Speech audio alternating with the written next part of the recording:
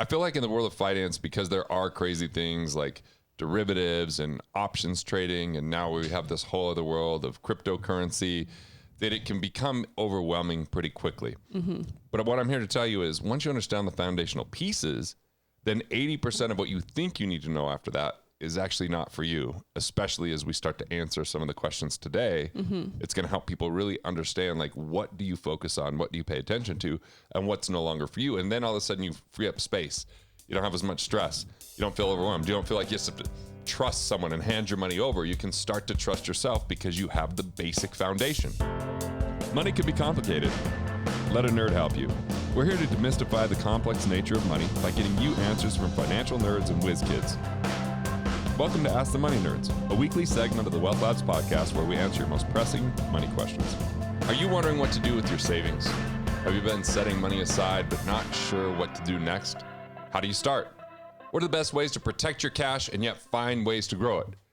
If you're looking to become a better investor, this is the Ask the Money Nerds session for you. Stoba, what's up? Hey, I thought we could try something new today. All right. And we'll do it for the next couple of episodes. We'll see what people's response is.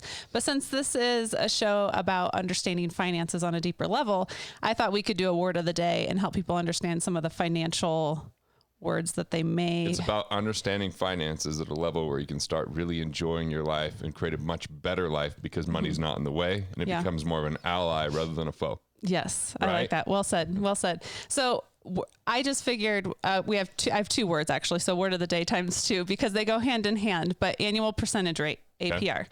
And then we have interest rate. So I'm going to delineate between the two, but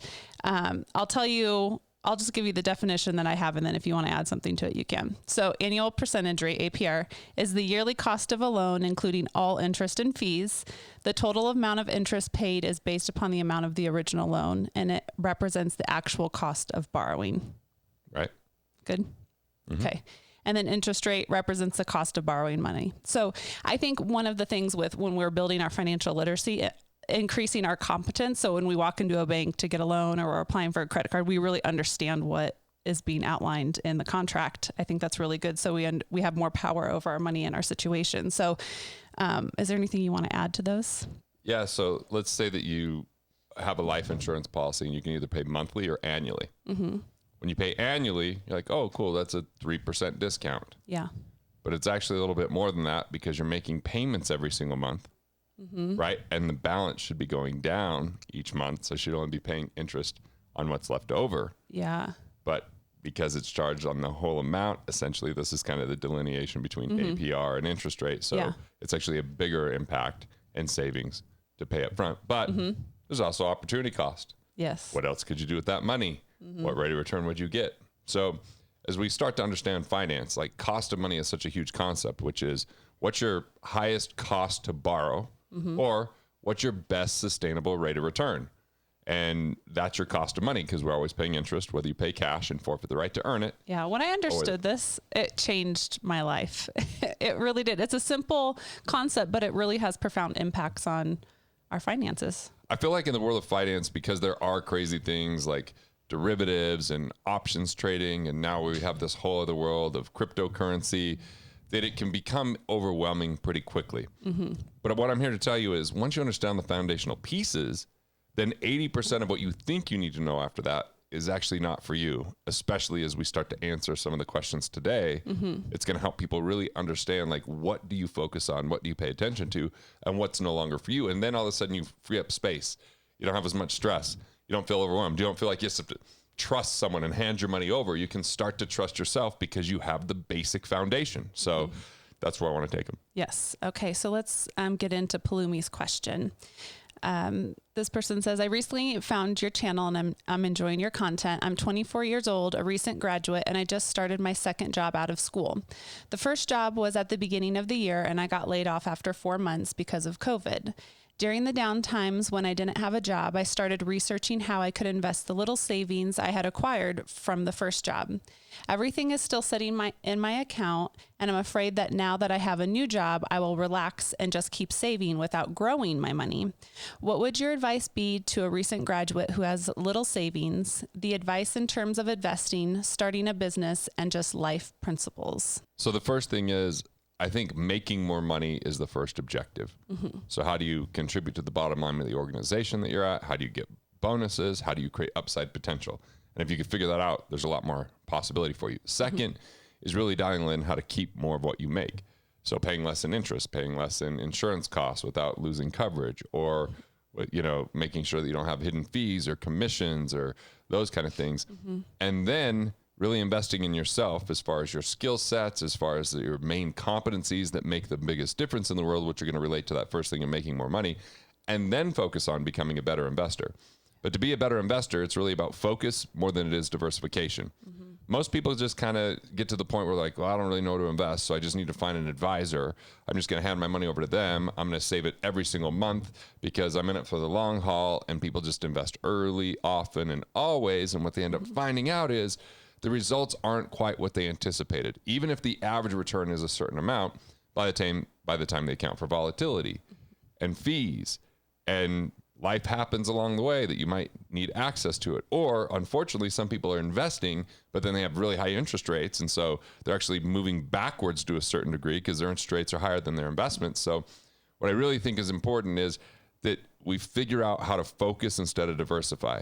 Diversification is an amazing tool when you have an extraordinary amount of wealth and more than you can invest in one sector or one type of investment. That doesn't mean that we only have one investment our whole life, and if that one thing goes wrong, we lose everything. We've seen that happen with people that work for a company and they buy stock in that company, and that isn't intelligent either, because what it does is it creates way too much exposure. But what I mean by focus over diversification comes down to investor DNA. So that is, what are your core values? Values are like the script of our lives of what we're going to pay the most attention to because they're important. Then, what are your competencies? Where do you have intelligence and insight and strategy and know-how and willingness to learn? You know, that's going to be key because we all have different abilities and different insights. And so instead of going and investing in things you don't know or understand, which can create a lot of risk and a lot of hype can kind of sway people that way, start to become more knowledgeable. And then it's really about, what are your core drivers? What will you pay attention to? What are you really, truly interested in? Because it's going to help drive you further to go, I'm really going to focus on this. And then that's where we bring in the focus. Okay, so you might have a handful of investments. They might be related to a certain degree, but a little bit different. A lot of people think they're diversified still, but what happens is they're in a mutual fund and then a second mutual fund, and they just hold a lot of the same stocks. And even though they might have a bunch of different stocks, they're in stocks, which are going to be, you know, when economies happen certain ways and things go on, stocks can all get impacted very similarly.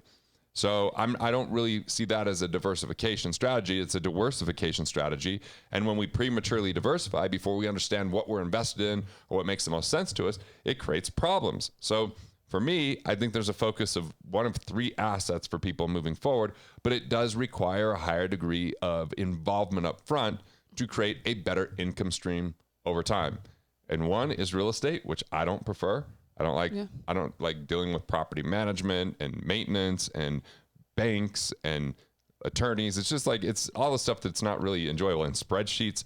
The second thing would be small businesses. That's a little bit more something that I'm interested in, right? Especially if it can complement everything I'm doing at Wealth Factory. The third thing would be intellectual property. That's where we really put all of our eggs in that basket, right?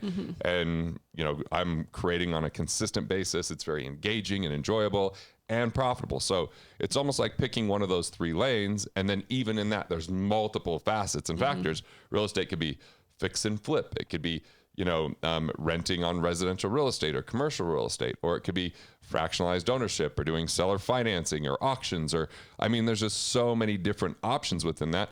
And as we know, there's so many different businesses and so many different sectors. So what is it that really aligns with your investor DNA? Now, some people say, well, I just don't really have time for that. And for those people, I mean, I'm kind of a look at cashflowbanking.com, and you're never going to hit home runs, but at least you know that you've protected your money and set it aside.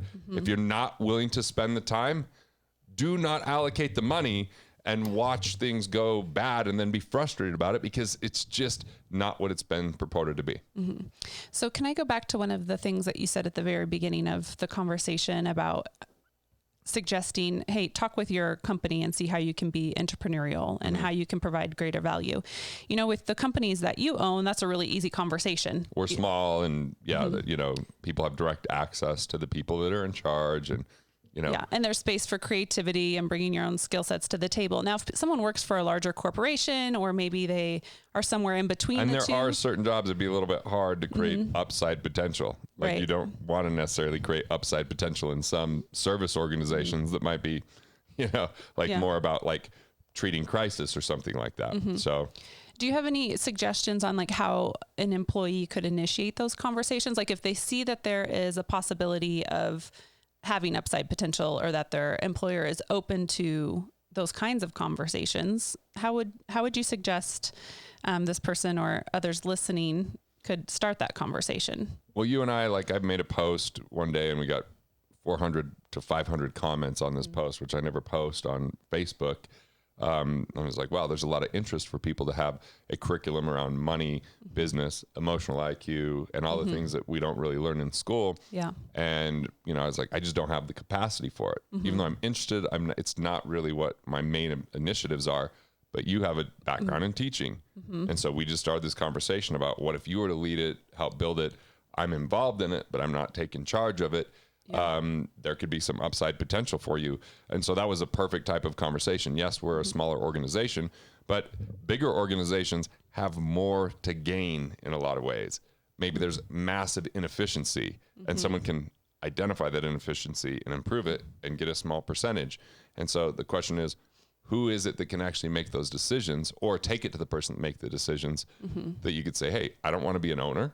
Owners, obviously, they have a lot of downside risk and they take on a lot of burden.